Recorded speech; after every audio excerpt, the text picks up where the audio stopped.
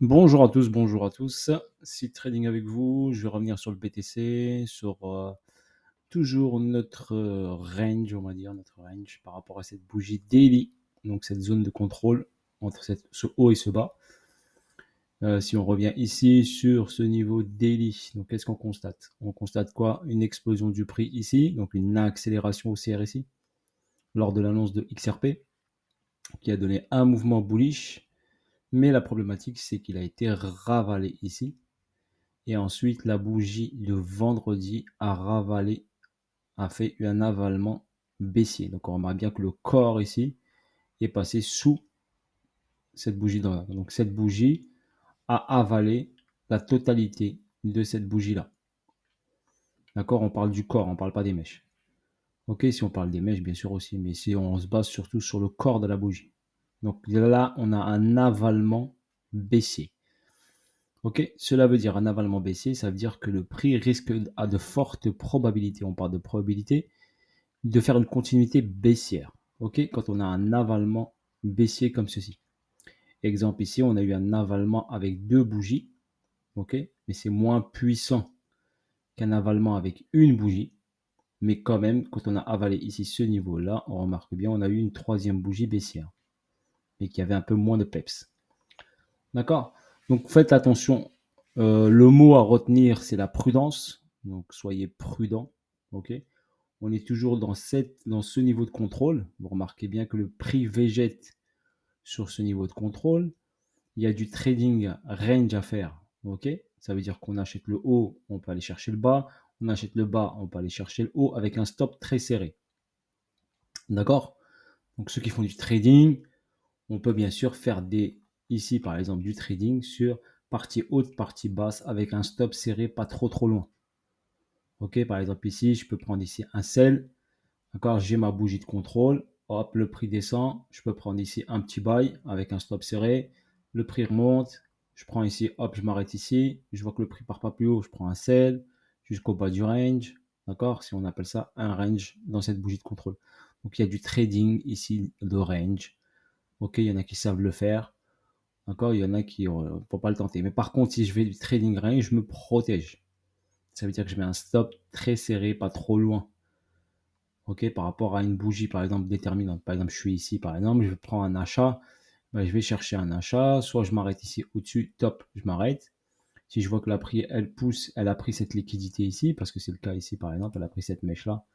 On remarque bien ici, cette liquidité ici a été prise et le prix ensuite a fait marche arrière. D'accord? Donc c'est pour ça que je vous dis c'est purement technique. Purement technique. On est venu prendre la liquidité, hop, on a fait marche arrière derrière. Oui, on a eu un élan haussier avec une prise de liquidité et le prix a fait marche arrière direct. Elle a fait une vague A, B et C. Ok? Ça peut être bien sûr un premier mouvement ABC, je vais vous expliquer après tout ça.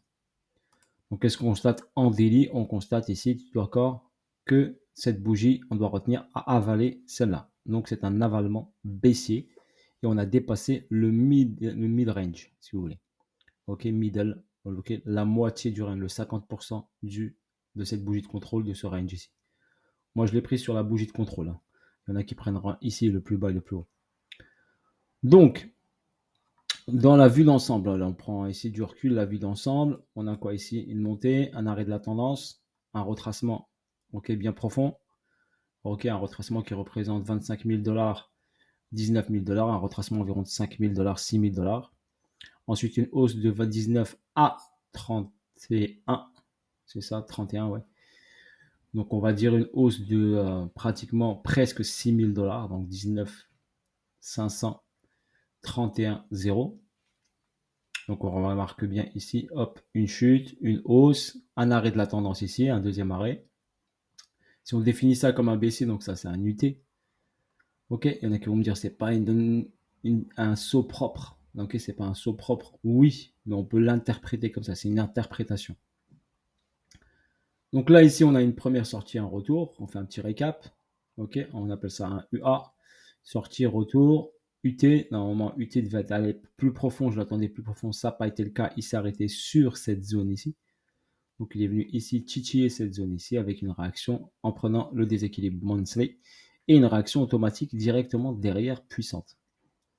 OK? Donc ensuite, on a eu ici cet élan haussier qui est venu chercher cette liquidité ici. Donc on est venu faire ici un plus haut ici. Est-ce que cela représente l'UTAD? Ça me paraît petit pour un UTAD, pour votre information, hein. Ça, c'est mon information, mais ça existe, hein. Ça existe d'avoir un UTAD petit, OK, si vraiment on est sur la distrib. Donc on a ici un UTAD, mais pour moi, c'est un UTAD qui est petit. Donc pour l'instant, je ne vais pas me concentrer sur l'UTAD, je vais me concentrer plus sur le price action, donc le mouvement du prix par rapport aux bougies, ce qui me donne comme information, et par rapport aux prises de liquidité. Voilà ce que je peux vous dire. Ici, on a une zone accumulative, on remarque bien, avec une petite accumulation SCSTB Spring, avec une accélération. Donc, ce mouvement a emmené cette cause, on va parler de cause, cette cause a créé un effet vers le haut. Là, on est sur une cause également, d'accord?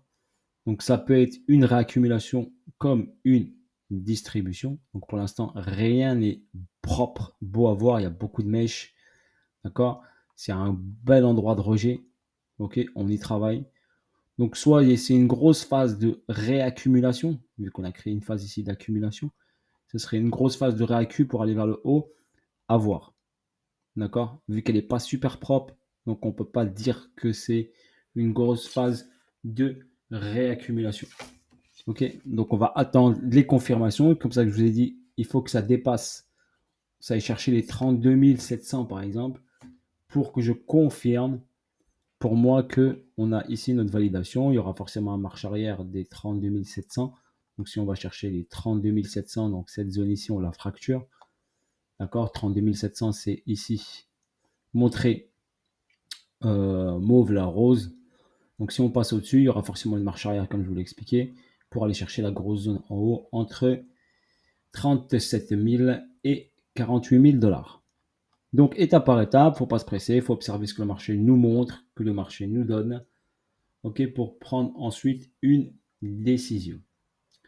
Si, je vais vous expliquer rapidement, si c'est une réaccumulation, d'accord? Une réaccumulation. Normalement, logiquement, une réaccumulation, je vais vous montrer rapidement, vous expliquer rapidement comment ça se passe. Je vais me mettre en H4 pour vous expliquer rapidement. Une réaccumulation, c'est quoi? C'est que le prix vient d'en bas, d'accord? Quand le prix vient d'en bas, il fait ici un sommet. Derrière, il retrace, c'est ce qu'il a fait. Normalement, il doit passer au-dessus de ce sommet créé. C'est ce qu'il a fait. D'accord? Et après, derrière, il doit passer en dessous de celui-là.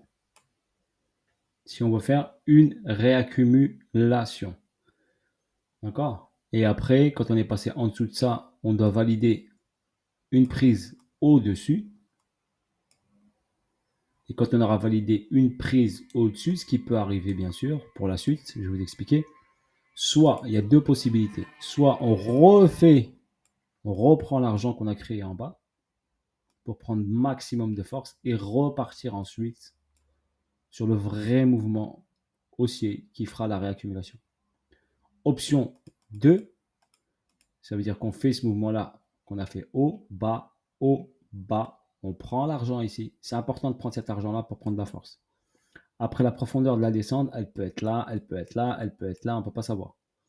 OK? S'il ne fait pas aussi ce troisième plus bas, donc il redescend, retester la zone ici. D'accord? Et ensuite, il repart vers le haut. OK? Mais on va le voir parce qu'il va créer un truc comme ça. Comme une accumulation, si vous voulez.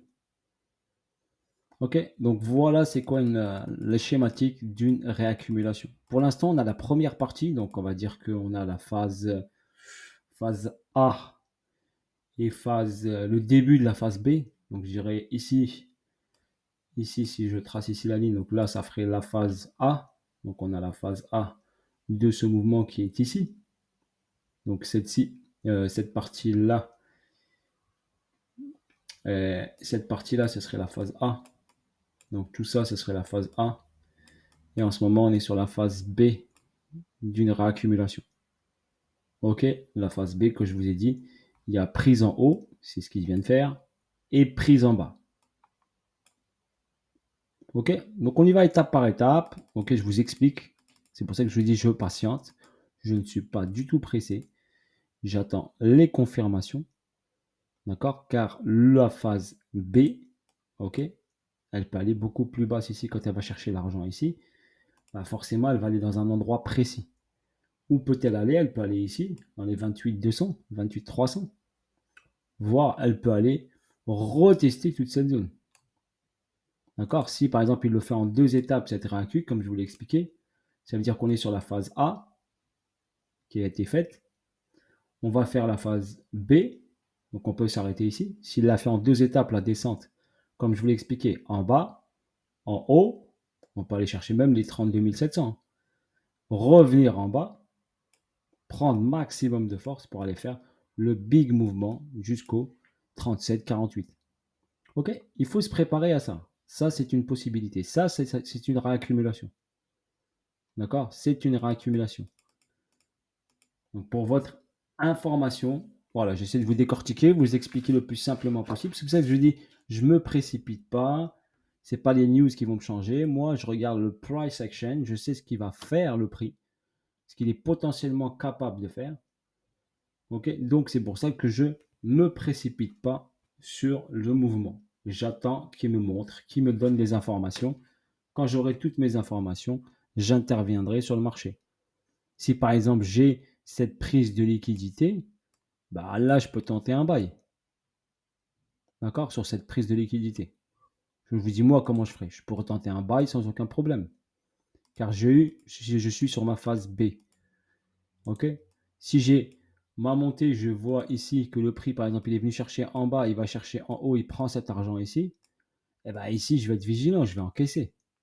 Parce que je sais qu'il y a la possibilité qu'il revienne soit ici, soit il fasse encore un plus bas.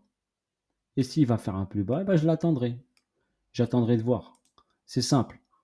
D'accord? Sur ce mouvement-là, je vais vous expliquer rapidement. Ok? Comment le déceler, c'est très simple. Donc moi, j'interviendrai, je vais vous dire moi comment je vais faire. Donc j'attends cette prise de liquidité. Je prendrai un achat. Je vais voir comment le prix fait. Il va faire toujours une latéralisation avant de partir. Quand il part ici, s'il prend l'argent ici, il peut aller direct au 32 700 par exemple. Revenir ensuite ici, et quand il va venir ici, s'il s'arrête ici par exemple, il fait comme je vous ai dit une cause, il ne va pas chercher plus bas. Ici, je vais le voir parce qu'il va dessiner une accumulation avant de partir. Si la bougie, il fait tac, tac, il ne fait pas de latéralisation, il plonge plus bas, c'est qu'il va avoir besoin de plus de force pour aller chercher de la liquidité. C'est aussi simple que ça. Et il peut revenir sur les 26, 27, d'accord? Et ensuite partir vers le haut, faire le vrai mouvement de continuité de l'order flow haussier. Car si on regarde bien l'order flow, bien sûr, à partir d'ici, il est haussier. Donc plus haut, d'accord, cassure. Ici, l'order flow, il est haussier. Donc tant que ce niveau des 19 500 n'est pas inquiété, donc là, ici, l'objectif est d'aller vers le haut. Voilà pour votre information, ma vision et mon explication. D'accord? Pour une redistribution, ça, on verra pour l'instant. Je suis plus pour une réaccumulation qu'une redistribution. Après, on va voir. D'accord? Pour une redistribution, ça veut dire qu'ici, qu'on a une distrib. D'accord? Cette distrib ici. OK? Mais ça me paraît un peu... ça veut dire qu'ici, on aurait ici. Donc, une montée ici. D'accord?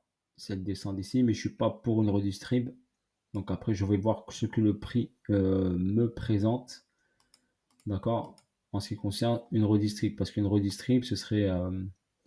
comment je vais vous l'expliquer le plus simplement possible. Si c'est une redistrib par exemple, ça veut dire qu'ici que le prix est descendu, le prix il est monté. Ça veut dire pour valider une redistrib, il faut qu'il passe en dessous de ça. Ça veut dire qu'il faudrait qu'il fasse un spike ici vers le bas et passe en dessous de ça pour valider une redistrib. Et là, s'il casse ce niveau-là, ben, s'il casse ce niveau, ça veut dire que c'est une redistrib et ça veut dire qu'après, à la prochaine montée, il redescendra vers le bas. D'accord? Mais pour l'instant, ce n'est pas d'actualité, ce n'est pas le cas. Ok? Il faut énormément de force, énormément de décisions pour aller chercher ça. Ça veut dire que les marchés indices américains chuteraient fortement, ce qui entraînerait une poussée du dollar vers le haut, vu qu'il est sur un niveau technique, le dollar. Ce serait une accélération haussière du dollar, une chute des indices, d'accord, qui entraînerait BTC à aller casser directement ce niveau-là. Par contre, là, s'il casse ce niveau-là, fort de probabilité de revenir dans cette poche de liquidité. OK? Donc étape par étape, c'est pour ça que je vous dis, je me prononce pas, je regarde ce que le price action, les gens interprètent mal les choses que je dis, d'accord? Des fois sur Twitter, les gens, ils interprètent mal les choses. Peut-être que moi, je m'explique ou me formule peut-être mal mes phrases. Je suis plutôt un matheux quelqu'un qui est fort en français. Donc des fois, je balance des phrases et les gens interprètent les choses et les informations à leur manière. OK? C'est pas que je suis riche dans ma tête, donc c'est pour ça que je vous ai fait cette vidéo pour vous expliquer comment gérer, comment voir, comment interpréter le mouvement du prix étape par étape sans se presser, sans être influencé par les news. Le graphique vous montre tout. D'accord? Il vous explique, il vous montre.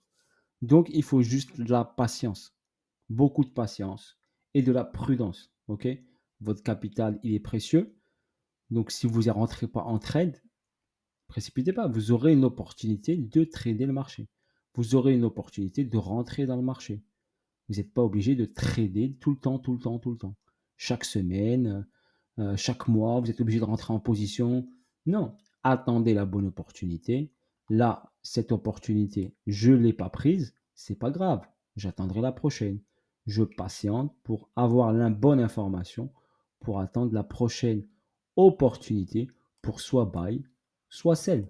C'est tout. OK? Sur cette prise de liquidité, personnellement, j'ai pris ce sell ici. D'accord? Je l'ai protégé pour votre information et je laisse couler.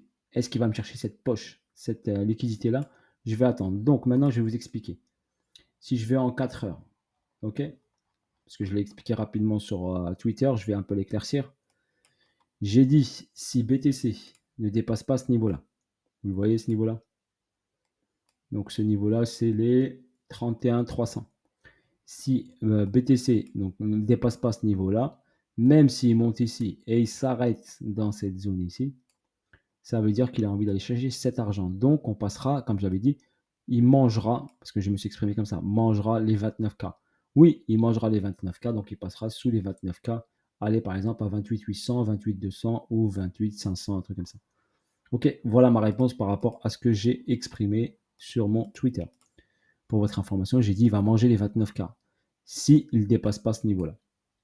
Ok, le niveau qui ne doit pas dépasser, c'est 31, on va arrondir à 31 400. Donc s'il ne passe pas au-dessus de 31 400, il reste en dessous de 31 400. Même s'il fait une hausse ici, il a de fortes probabilités de repartir vers le bas. Ensuite, au niveau technique, on a quoi ici? On a une vague ici A, B, C qui correspond ici à une A.